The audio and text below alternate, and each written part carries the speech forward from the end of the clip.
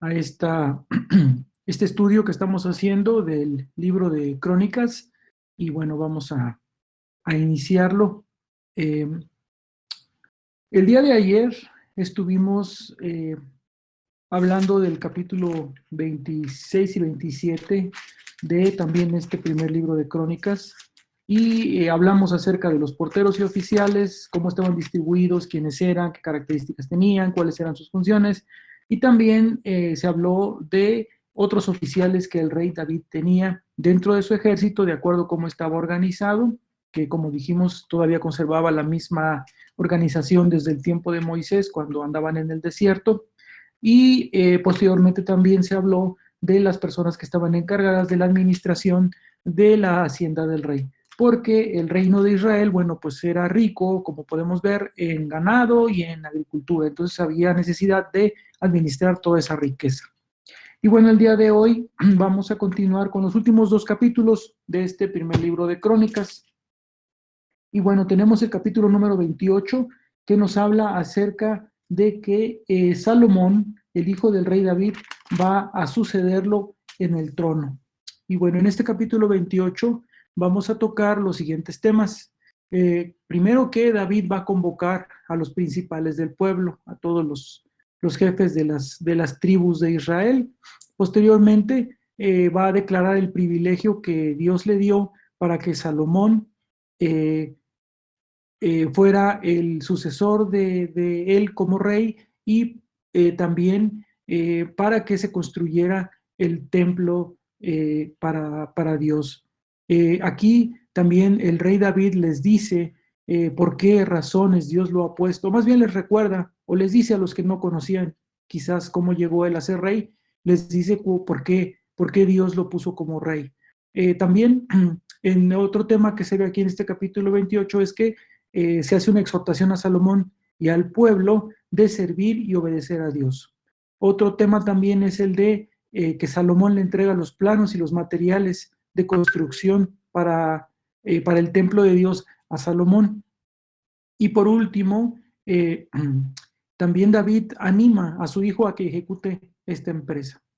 Entonces, el primer tema que tenemos aquí es acerca de la convocación que hace David, una reunión, una asamblea a la que convoca a los príncipes del pueblo de Israel. Y esto lo vamos a ver en los versos del 1 al 10. Y aquí los puntos a resaltar de esta asamblea que es convocada por David es, bueno, primeramente es porque él ya sabía que estaba cerca de su muerte. Así que él reúne a los principales para despedirse de ellos. Y esto pues nos recuerda a lo que hizo Moisés y Josué en su tiempo. Y esto lo podemos leer en Deuteronomio 31-38 y en Josué 23, capítulo 2. Por ejemplo, les voy a leer Josué 23, capítulo 2.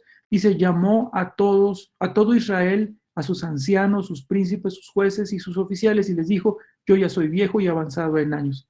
Entonces, aquí nos está recordando este verso que acabo de leerles de Josué 23, 2, pues también la forma en la que el rey David pues se quiere despedir de su pueblo. Así que por eso es que hace esta reunión.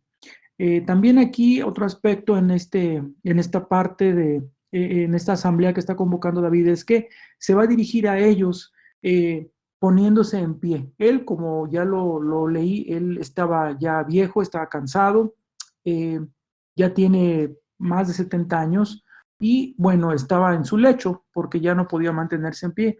Así que lo que nos dice aquí la palabra de Dios es de que cuando se dirige a la asamblea de los principales de Israel, bueno, él se pone en pie. Esto quiere decir que, primeramente, lo hace por respeto a Dios y, en segundo lugar, por respeto a la asamblea que acaba de reunir. Y tiene que declarar lo que Dios le ha dicho. Entonces, por eso es que está puesto de pie. También otra cosa que hay que resaltar en esta porción de este capítulo 28 es que les llama hermanos, porque bueno, él es el rey, él sabe que Dios lo ha puesto como príncipe del pueblo de Israel, pero él, como ya lo hemos visto en otras ocasiones, él tiene un corazón conforme al corazón de Dios y por lo tanto él se siente inferior o se considera inferior a todos los príncipes de Israel y a todo su pueblo. Él amaba mucho a su pueblo, a todos aquellos que le servían, y por esa razón, bueno, se refiere a ellos como hermanos.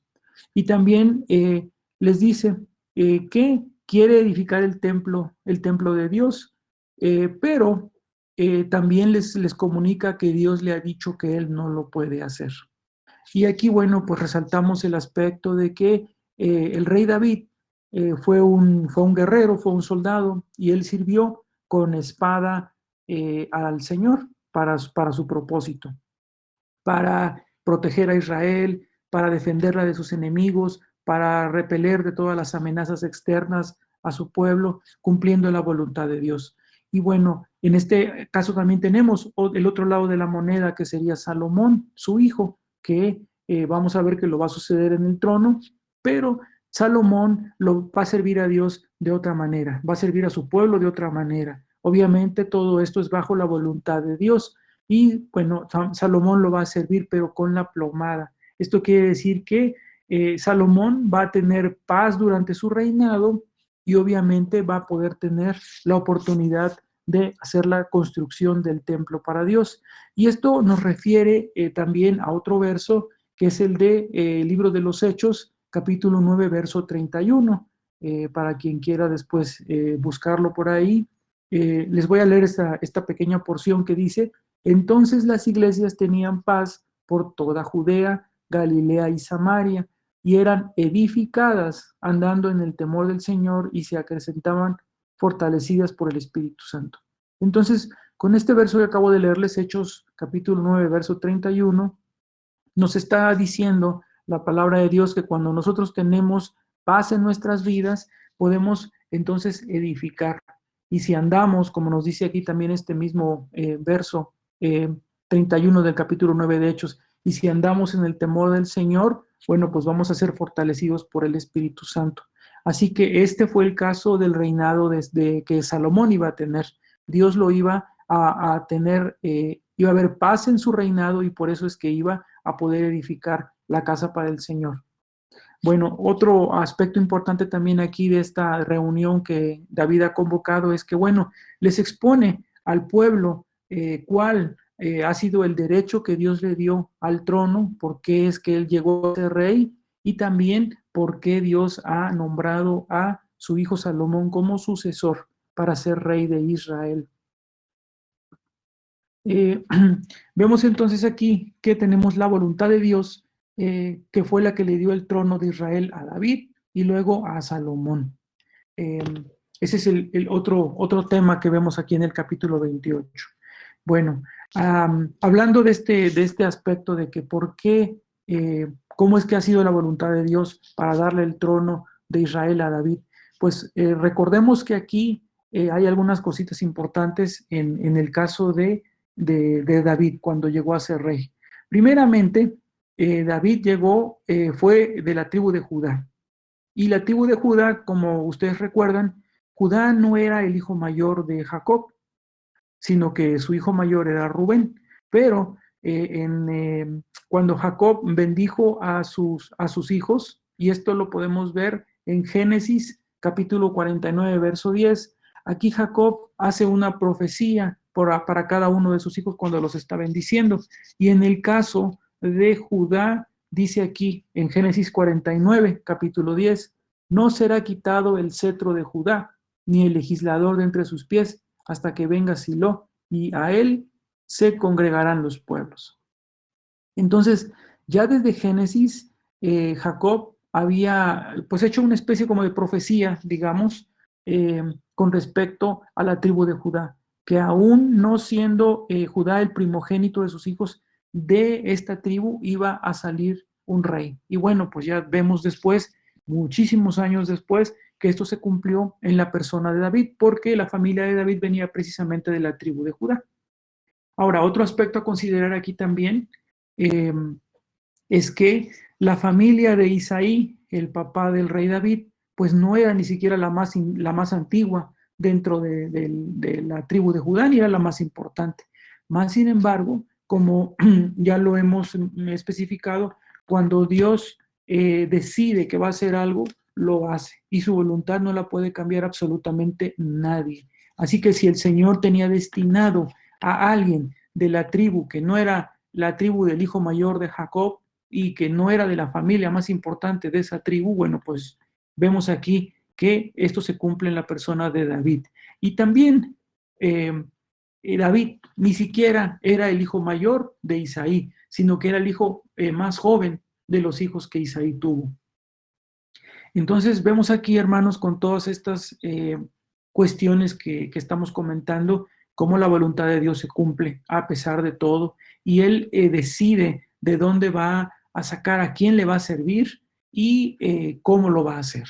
Bueno, aquí también el mismo rey David les está exponiendo a los príncipes de Israel que Salomón, bueno, también fue escogido por Dios para ser el sucesor como rey en Israel.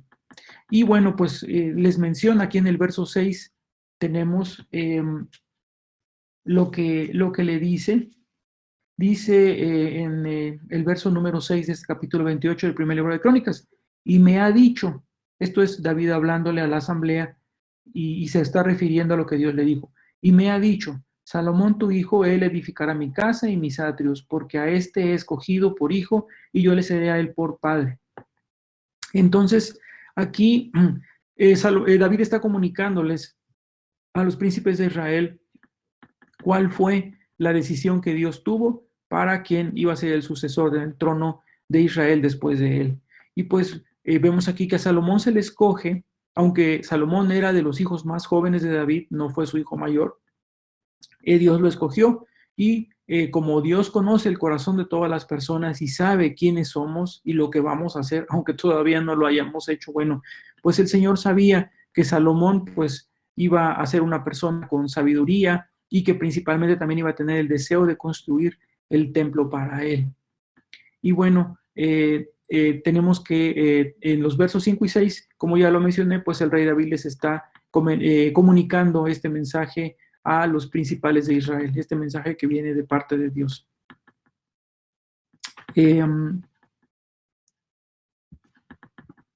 Posteriormente, bueno, aquí pudiéramos hacer alguna pequeña semejanza que hay entre nuestro Señor Jesucristo y el rey Salomón en base a lo que está ocurriendo en este momento, en el pasaje que nos comenta el escritor de Crónicas. Bueno, primeramente, pues sabemos que Salomón pues va a edificar el templo. Y ahora, en el caso de nuestro Señor Jesucristo, pues sabemos que el Señor Jesucristo pues fue el fundador de la iglesia de Jesucristo, y Él es el fundamento de la iglesia. Esto lo podemos leer como referencia en el libro de los Hechos, capítulo 4, versículo 11, que dice, este Jesús es la piedra reprobada por vosotros, los edificadores, la cual ha venido a ser cabeza del ángulo. Bueno, entonces aquí estamos viendo cómo es que el reino, en el caso de Salomón, bueno, pues él va a ser el encargado de edificar el templo.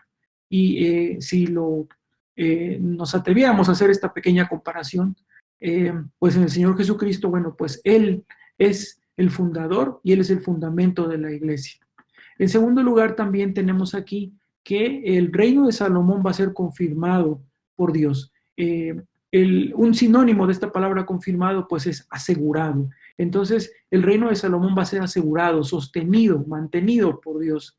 Y bueno, en el caso de Jesús, también tenemos que Dios Todopoderoso, Él ha dicho que el reino del Señor Jesucristo no tendrá fin. Y esto lo podemos leer también en Isaías capítulo 9, verso 7. Y este verso dice así, lo dilatado de su imperio y la paz no tendrán límites, porque el trono de David y sobre su reino, lo dilatado de su imperio y la paz no tendrán límite, sobre el trono de David y sobre su reino, disponiéndolo y confirmándolo en juicio y en justicia desde ahora y para siempre. El celo de Jehová de los ejércitos hará esto.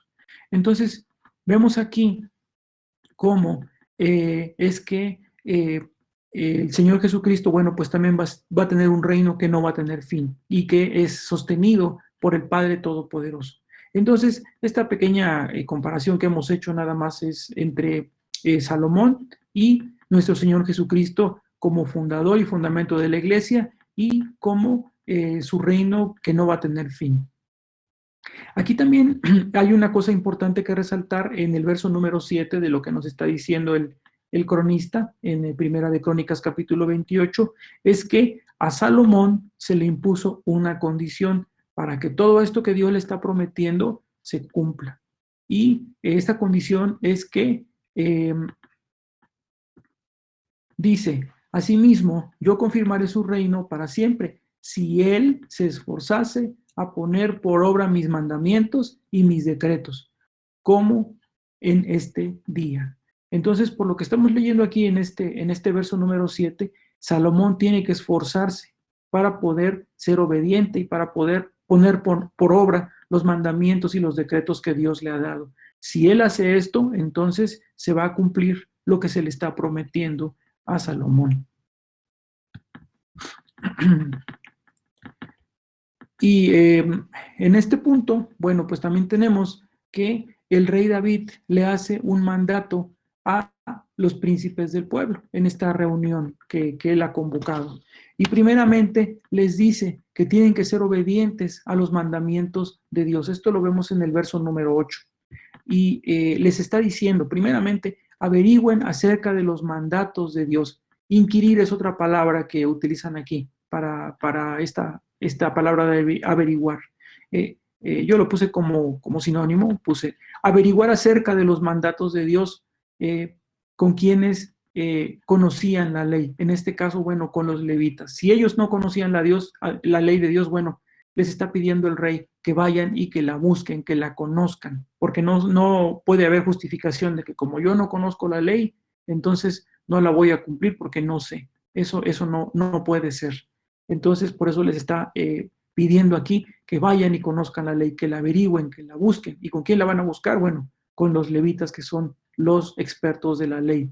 Otra cosa también que les está diciendo es que escudriñen las escrituras. No nada más la lean, sino que empiecen a buscar más, empiecen a ver qué más pueden encontrar de la palabra de Dios para comprenderla. Y otra cosa también importante es que se tome consejo de ella, la podamos poner por obra. Lo que nos está diciendo, esto que nos está diciendo aquí el escritor de Crónicas, que les está mandando el rey David a los príncipes de su pueblo, pues también aplica para nosotros.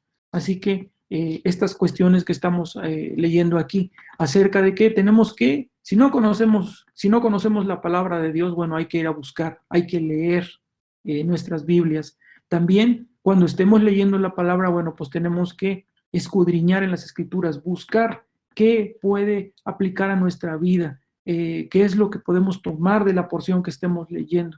También, obviamente, poner por obra lo que estamos leyendo. Y también otro aspecto aquí que el rey David les pide a los príncipes de su pueblo y que aplica para nosotros es que tenemos que orar a Dios para buscar su enseñanza y su guía. El rey David, entonces, como lo está diciendo aquí en este verso número 8, bueno, pues hizo este encargo delante de Dios y delante de todo Israel. Tenemos aquí que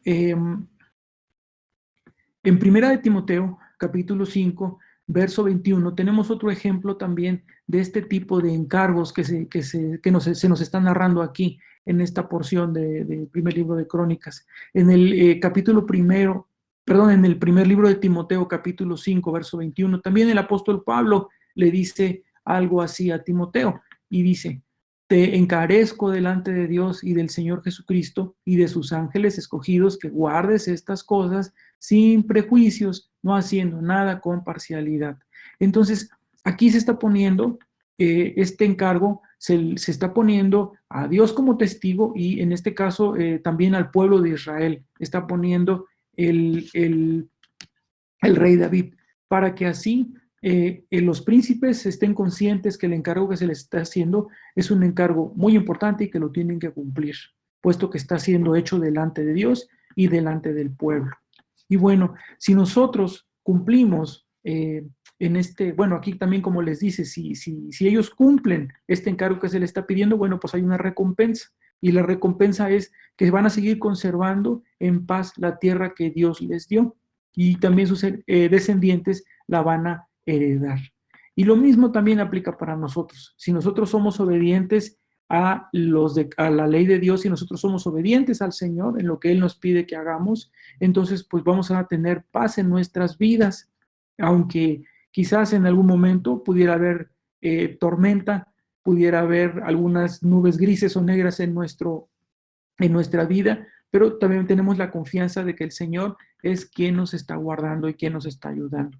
Pero tenemos que seguir obedeciendo a Dios, pase lo que pase, y no importa lo que estemos viviendo, lo que nos esté pasando, porque al final de cuentas vamos a tener recompensa. Y acuérdense que los tesoros que hacemos no son los tesoros que vamos a hacer, no van a ser aquí, sino que son allá en el cielo con el Señor. Bueno, entonces, continuando con este estudio, eh, tenemos aquí que incluso en los versos 9 a 10, el rey Salomón también le hace un mandato el rey David también le hace un mandato a su hijo Salomón. Esto lo vemos en los versos 9 al 10. Primeramente le está diciendo a Salomón que reconozca a Dios como Padre. También le dice que tiene que servir a Dios con corazón perfecto y un ánimo voluntario. Aquí es importante que resaltemos que Dios conoce nuestro corazón y conoce los corazones de todas las personas. Aún en este caso, bueno, pues conoce los corazones de las personas que están ocupando los cargos importantes, como en el caso de Salomón, que iba a ser rey.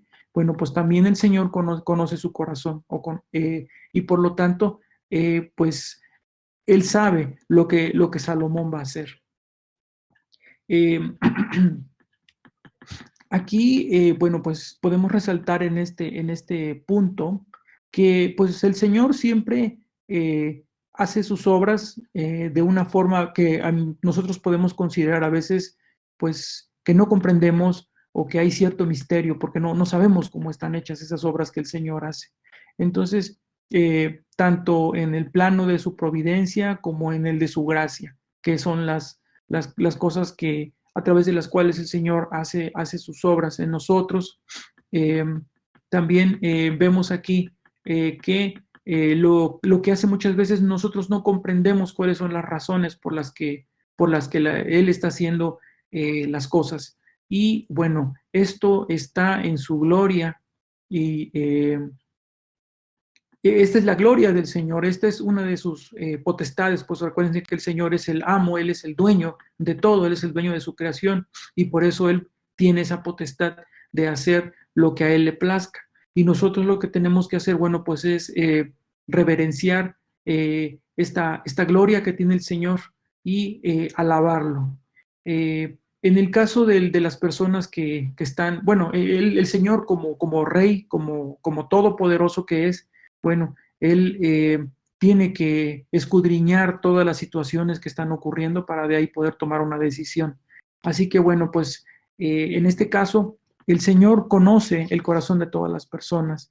Nosotros, hablando en este plano terrenal, cuando hay personas que están puestas a cargo de jefaturas, presidencias, no sé, que tengan puestos de poder en donde tengan que tomar decisiones ellos por un grupo mucho más grande de gente. Bueno, pues nosotros muchas veces no podemos saber por qué razón se toman ciertas decisiones. Por ejemplo, por qué un presidente toma cierta decisión con respecto a su país. Nosotros no tenemos esa potestad de saber cuáles son las decisiones, pero Dios sí, y Dios sí conoce el corazón de las personas. Entonces, por eso es que aquí el Señor, David le está pidiendo a su hijo Salomón que tiene que servir a Dios con un corazón perfecto, porque Dios conoce su corazón y va a saber si lo está haciendo de buena gana o lo está haciendo de una forma forzada. También para nosotros, si nosotros vamos a servir al Señor, tenemos que hacerlo con un corazón perfecto y hacerlo con voluntad, porque nosotros querramos hacerlo, no sentirnos obligados a hacerlo. Y también otra cosa que le está diciendo aquí es que tiene que buscar a Dios. nosotros tenemos que buscar a Dios todos los días de nuestra vida, en todo momento. Y esto, bueno, pues lo tenemos en el verso número 9. También él está diciendo aquí el rey David a Salomón que pues él fue elegido para construir el templo, que Dios lo eligió para construir el templo. Por lo tanto, debe de buscar al Señor para servirle y para que la obra se haga correctamente y sea aceptada por Dios. También le dice que tiene que ser cuidadoso de todo lo que sea malo o conduzca al mal y debe buscar la fuerza de Dios para hacer su voluntad.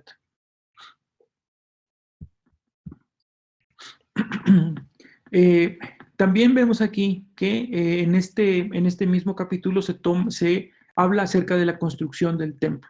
Esto lo vemos en los versos del 11 al 21. Ahora, ¿cómo va a construirse el templo? Bueno, pues tenemos aquí que David le da a su hijo, bueno, primeramente un modelo del edificio.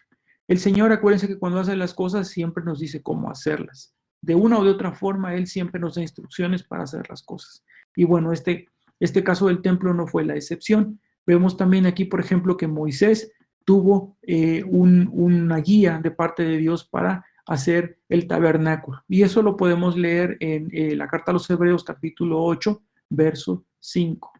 Y bueno, pues el Señor le da un modelo a David de cómo quiere que se construya el templo. Y esto está en el verso número 19. También dentro de este modelo que Dios le da a David, también le dice cuál es la lista de los turnos de los sacerdotes y modelos de los utensilios del ministerio y del diseño de los carros, del carro de los querubines. Aquí el término que se refiere como carro de los querubines, los carros se refieren a los querubines de Dios, a los ángeles de Dios. Entonces, aquí nada más hacemos esta pequeña acotación. También, como nos da la referencia que teníamos en Primera de Reyes, capítulo 6, verso 26 en adelante, bueno, pues nos dice aquí que además de los querubines que estaban sobre el propiciatorio, había otros dos, mucho más grandes, cuyas alas llegaban de pared a pared. Y también le describe el Señor al rey David los materiales para el utensilio, de los utensilios más costosos del templo.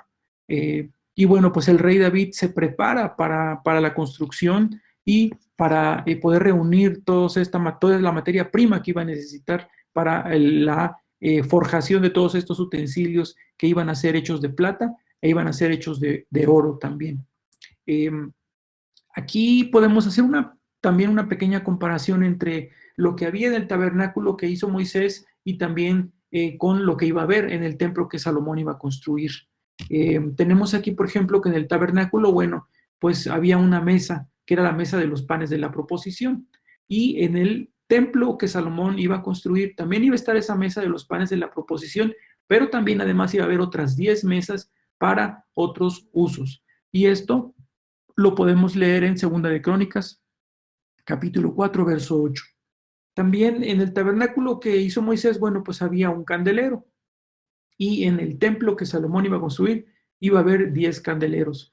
Con esta pequeña comparación que hacemos aquí, nos recuerda que la obra que Salomón iba a ser una obra mucho más grande. Por lo tanto, iba a requerir de más muebles, de más enseres dentro del templo que Salomón iba a construir para Dios. Y bueno, también aquí nos menciona en el verso número 18 que el altar de incienso era de oro puro.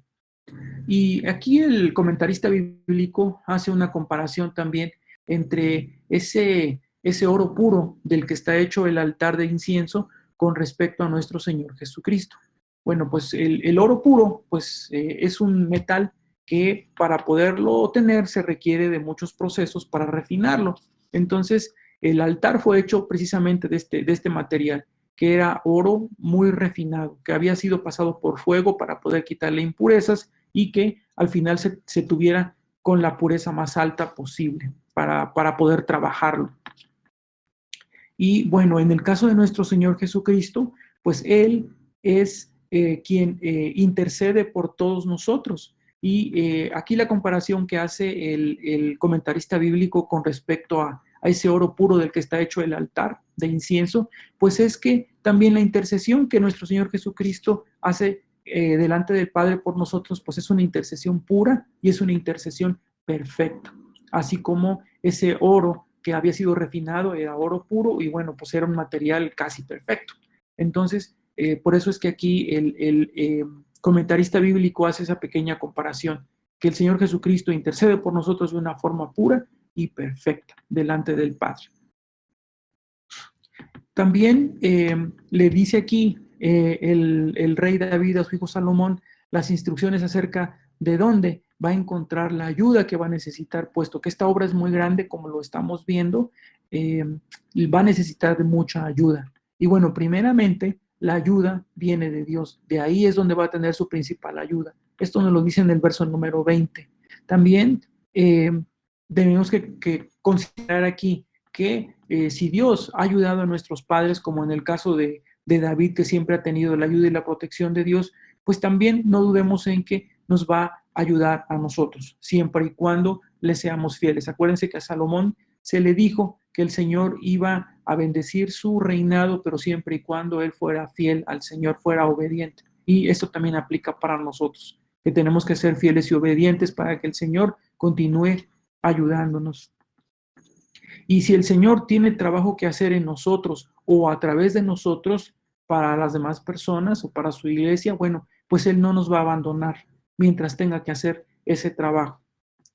También aquí el rey David en el verso 21 le dice a Salomón que, bueno, pues tendrá ayuda de los sacerdotes y de los levitas que le van a aconsejar. Y también Salomón tiene la obligación de consultarlos para cualquier cosa. Y todas estas personas que iban a ayudar a Salomón, sacerdotes y levitas, bueno, pues eran voluntarios y eran inteligentes, es lo que nos dice también aquí en la palabra. Y principalmente también iba a tener el apoyo de los príncipes del pueblo. Aquí vemos que todas las personas que estaban a cargo de las diferentes tribus de Israel iban a darle su apoyo al rey a Salomón para la construcción del templo. No iban a detener la construcción, no iban a oponerse a la construcción del templo, sino que también iban a darle su apoyo a Salomón. Y bueno, le pasé por ahí al pastor un link de YouTube para que posteriormente él se los haga llegar a ustedes y ahí se describe cómo está hecho el templo, cómo fue construido el templo de Salomón, para que todos tengamos una idea, porque muchas veces leemos todas estas cosas y no entendemos exactamente cómo es que estaba hecho. Así que a través de este video yo espero, hermanos, que ustedes puedan tener una mejor idea de cómo es que había sido construido el templo de Salomón, cómo se vería si lo pudiéramos ver en nuestros días. Bueno, entonces con esto se termina el capítulo número 28 del libro de Crónicas y ahora vamos al último capítulo de este libro de Crónicas, que es el 29. Y aquí, bueno, pues los temas que vamos a tratar son, primero, que David se apresura a la congregación a contribuir en la construcción y amoblado del templo. Número 2, todos contribuyen a esta causa. Número 3, David ofrece a Dios oraciones y alabanzas con sacrificios. Número 4, Salomón es entronizado. Y por último, es la muerte del rey David. Bueno, el primer tema es el de que David urge a la asamblea a contribuir para la construcción del templo. Esto lo vamos a leer entre los versos del 1 al 9.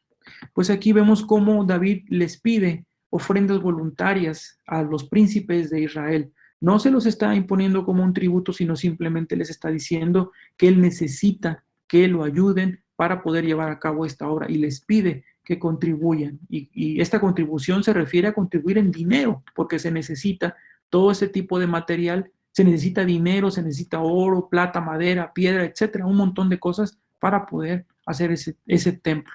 Entonces, pues les dice que no se los está imponiendo como un tributo, sino se los está pidiendo como una ofrenda voluntaria. Y bueno, pues esto nos recuerda a el verso de el segundo libro de los Corintios, capítulo 9, verso número 7. Y dice, cada uno dé como propuso en su corazón, no con tristeza, ni por necesidad, porque Dios ama al dador alegre. Entonces nosotros, si tenemos que, vamos a contribuir en algo a la iglesia, ya sea en especie, ya sea con trabajo, ya sea con alguna otra cosa que hagamos para la iglesia, pues siempre tenemos que hacerlo de corazón y no sintiéndonos forzados, porque como nos dice aquí en este segundo libro de los Corintios, capítulo 9, verso 7, pues el Señor ama al dador alegre. Y también Salomón le dice, le dice el rey le dice a Salomón, a la asamblea les dice que Salomón iba a requerir la ayuda de todos, puesto que Salomón era muy joven, ahora que iba a ser rey y se iba a encargar de esta obra tan grande, y les pide a todos que lo apoyen, a todos los príncipes de Israel. Y el rey David les dice que la obra es grande y se necesita de la ayuda de todos. También David les dice que él se ha preparado para llevar a cabo esta obra tan grande. Esto nos lo dice en el verso número 2. Y vemos aquí también que nos habla de ciertos materiales que David reunió de acuerdo con lo que nos dice aquí el cronista,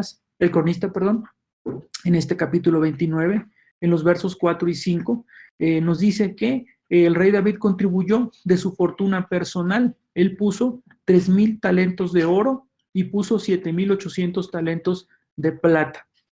Y también pues él le anima a los príncipes de Israel a que ellos contribuyan. Haciendo aquí un pequeño paréntesis, el talento era una medida de peso que se utilizaba en la antigüedad. Y en el Antiguo Testamento, si pudiéramos hacer la equivalencia de lo que era un talento en peso a nuestros días, bueno, tenemos que un talento era igual a 33 kilogramos. Por lo tanto, esos 3,000 talentos de oro que el rey David puso de su fortuna personal equivaldrían más o menos a 99 toneladas de oro. Y esos 7,800 talentos de plata equivaldrían en nuestro tiempo más o menos como a 257.4, casi 257 y media toneladas de plata. Eso es lo que David puso de su bolsa, de su fortuna personal para la construcción del templo. Y aquí vean ustedes cómo es que David, como ya lo hemos mencionado, como su corazón era conforme al corazón de Dios, él siempre fue una persona que dio mucho. Así que obviamente no se iba a quedar atrás en el caso de la construcción para el templo en su contribución. Y él quiso dar una contribución muy grande. Imagínense la cantidad de oro. Estamos hablando de 99 toneladas de oro y estamos hablando de 257 y media toneladas de plata. Eso es muchísimo, muchísimo, muchísimo. El dinero de nuestros días sería una cantidad enorme de dinero. Yo creo que no nada más millones de dólares, tal vez billones de dólares, es mucho dinero, tan solo para la construcción del templo. Y bueno, pues también le anima, como les decía en el verso número 5, a los príncipes de Israel a que den con generosidad. Y pues aquí también aplica para nosotros el hecho de que tenemos que servir solamente a Dios con generosidad y con la fuerza que nos da la gracia que hemos recibido de Dios.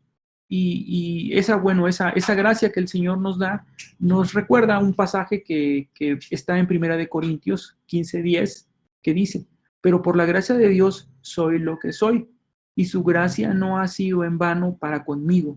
Antes he trabajado más que todos ellos, pero no yo, sino la gracia de Dios conmigo. Esto lo escribió el apóstol Pablo, referente a la gracia.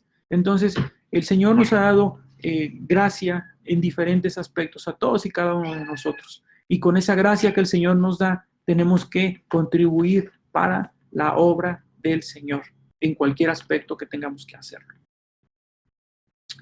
Y pues tenemos que la respuesta de los príncipes de Israel en los versos subsiguientes 6 al 10, pues vemos que todos ellos contribuyen a esta causa, o sea, a la construcción del templo. Y pues vemos que los jefes de familia, los príncipes de las tribus, jefes de millares y de centenas y los administradores de la hacienda de David, pues van a contribuir.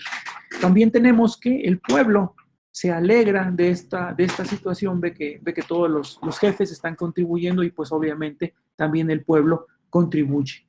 Y bueno, pues esto hace que el corazón de David se alegre porque todos los que están rodeando a su hijo Salomón van a contribuir a la construcción del templo para Dios. Y bueno, pues también yo creo que el rey David, sabiendo que ya él va a morir, pues se siente tranquilo, porque sabe que su hijo David va a quedar en las manos de Dios, pero su hijo Salomón va a quedar en las manos de Dios primeramente, y también el pueblo que está alrededor de él, desde sus príncipes hasta el súbdito más humilde, pues van a ser obedientes tanto a lo que Dios está pidiendo que se haga, como a su rey, a su nuevo rey, a Salomón. Y bueno, pues por esta situación, pues David está gozoso en su corazón y ofrece oraciones a Dios y alabanzas con sacrificio. Eso lo vamos a ver en los versos 10 al 22. Y aquí es una oración que el rey David está haciendo. A mí en lo particular me gustó mucho cuando yo la leí. Ahora que ustedes tengan la oportunidad de leerla, léanla a partir del verso 10 hasta el verso 22. Esa es una oración, a mí me gustó mucho lo que dice aquí, y pues yo los invito a que ustedes lean esa oración y pues vamos a ver qué es lo que está diciendo ahí David, le está diciendo a Dios. Bueno, pues David adora primeramente a Dios y le tributa la gloria. Esto está entre los versos 10 y 11.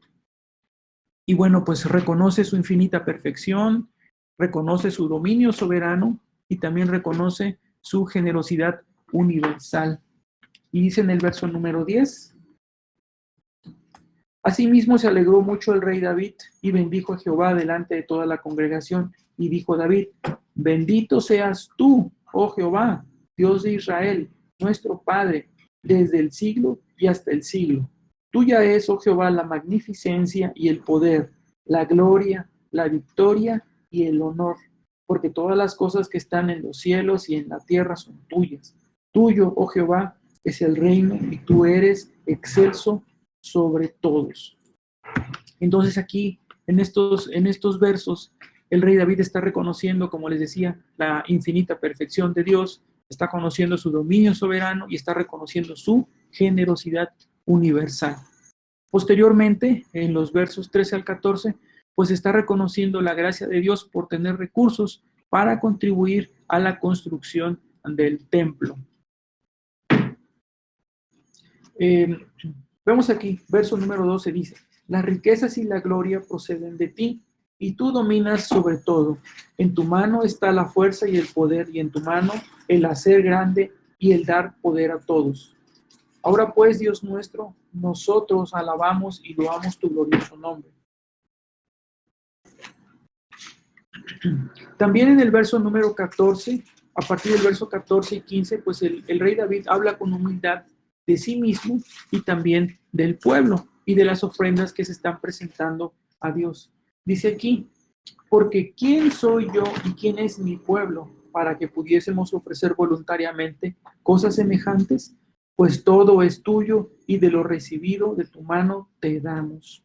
Aquí, hermanos, bueno, pues esta oración que está haciendo David, pues nos recuerda algo que pues ya sabemos y que tenemos que tener siempre en cuenta. Primeramente, que cuando nos dirijamos a Dios, pues tenemos que hacerlo de una forma humilde. También tenemos que reconocer que todo lo que nosotros tenemos viene de Dios. Como les comentaba el día de ayer, nosotros solamente somos administradores, somos mayordomos de lo que Dios nos da. Porque todo lo que nosotros tenemos, todo lo que nosotros somos, viene del Señor, por su gracia y por su misericordia. Entonces, bueno, pues aquí David está diciendo esto: pues todo es tuyo y de lo recibido de tu mano te damos. Aquí esto está en el verso número 14 al final. También el David, dentro de su oración, pues pide por el pueblo y también pide por su hijo Salomón, para que sean fieles a él y para que se termine la obra que van a emprender. Y esto lo tenemos en los versos 18 y 19. También aquí hay otro versículo más, en el número 15, que dice: porque nosotros, extranjeros y advenedizos, somos delante de ti, con todos nuestros padres y nuestros días sobre la tierra, cual sombra que no dura. En este verso, pues también el rey David está diciendo que pues está reconociendo primeramente que él es extranjero, bueno, que todos somos extranjeros y advenedizos delante del Señor. Nosotros, recuérdense que no somos ciudadanos de este mundo, sino que somos ciudadanos del cielo. Y también está recordando aquí que nuestros días sobre la tierra solamente son muy breves. Así que tenemos que aprovechar el tiempo en el servicio a Dios. Y bueno, pues como les comentaba, el rey David ora para que su pueblo y para que su hijo Salomón sean fieles a Dios y para que se termine la obra. También dentro de esta oración que tenemos aquí, vemos cómo en el verso número 17 dice: yo sé, Dios mío, que tú escudriñas los corazones y que la rectitud te agrada. Por eso yo con rectitud de mi corazón voluntariamente te he ofrecido todo esto, y ahora he visto con alegría que tu pueblo reunido aquí ahora ha dado para ti espontáneamente.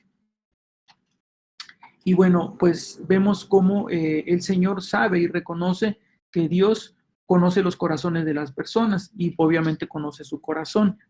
Así que aquí en este punto, pues es importante también que resaltemos que en nuestra vida depende mucho de lo que los pensamientos que tengamos en el corazón, de lo que nosotros queremos o anhelamos y de lo que nosotros estamos pensando.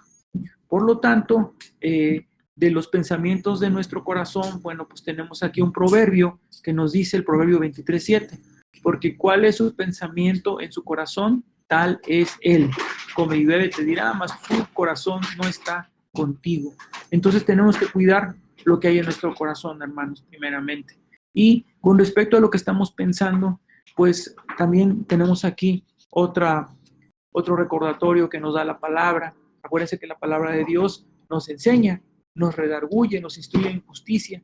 Y aquí en Filipenses capítulo 4, verso 8 dice: por lo demás, hermanos, todo lo que es verdadero, todo lo honesto, todo lo justo, todo lo puro, todo lo amable, todo lo que es de buen nombre, si hay virtud alguna y si alguno digno de alabanza, en esto pensad. Aquí nos está invitando el apóstol Pablo a que pensemos en todas esas cosas. Y como les digo, todas estas cuestiones que nosotros tenemos en nuestro corazón, lo que queremos y lo que pensamos, bueno, influyen mucho en nuestra vida. Y obviamente el Señor pues conoce nuestros corazones y sabe lo que tenemos en ellos. Y bueno, pues también David pide un corazón perfecto, o sea, un corazón para Salomón.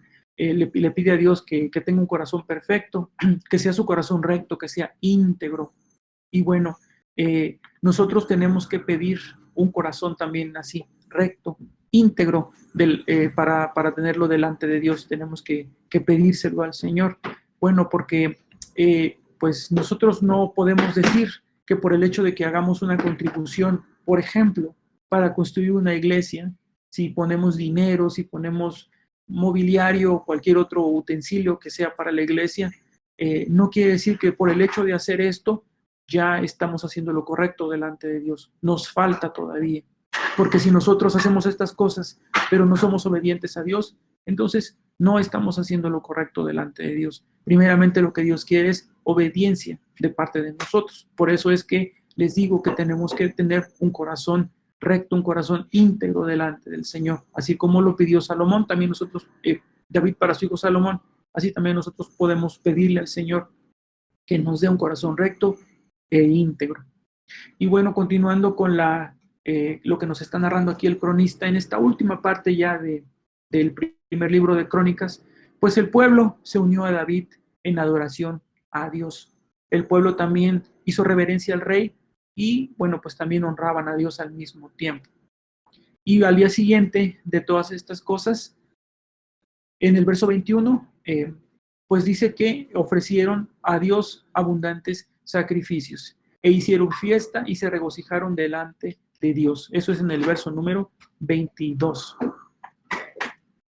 Y pues ya para finalizar, vamos a hablar de la entronización de Salomón. Eso está de los versos 23 al 25. Aquí el cronista nos está narrando que por segunda vez se hace rey a Salomón.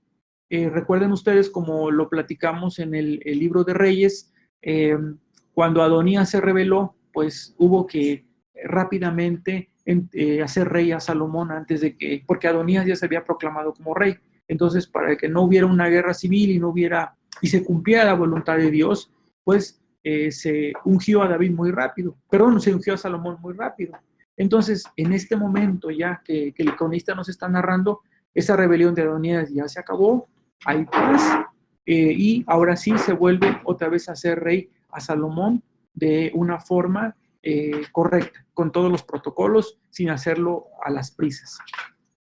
Y bueno, pues vemos que en el verso 23 el pueblo le rinde honores, los príncipes y poderosos le juran lealtad también, y vemos aquí en el verso 25 que Dios le honró a Salomón, porque como lo vamos a ver posteriormente, pues el reinado de Salomón pues fue un reinado de paz y de prosperidad para el pueblo de Israel. Y aquí, bueno, para nosotros aplica el hecho de que si nosotros honramos a Dios, pues Él también no nos va a honrar. Él nos honra a nosotros y nosotros primeramente le honramos a Él. Y bueno, pues finalmente aquí nos habla en los versos 26 al 30 acerca de la muerte de David. Y el autor de Crónicas pues da un resumen primeramente de los años del reinado de David, da un informe también del resumido de su muerte, dice cómo murió en el verso 28, y murió en buena vejez, lleno de días, de riquezas y de gloria, y reinó en su lugar Salomón su hijo. Y por último, pues en el verso 29, el autor de Crónicas dice que da más detalles del reinado de Salomón en los anales, o sea, en los libros redactados por Samuel, y después de la muerte del rey David, pues también en los libros que redactaron Natán y Gad.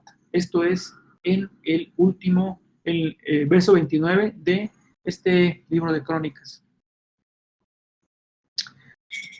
Y bueno, pues con esto, hermanos, termina el primer libro de Crónicas. Esto fue el último tema referente a este segundo libro de Crónicas y del último capítulo número 29.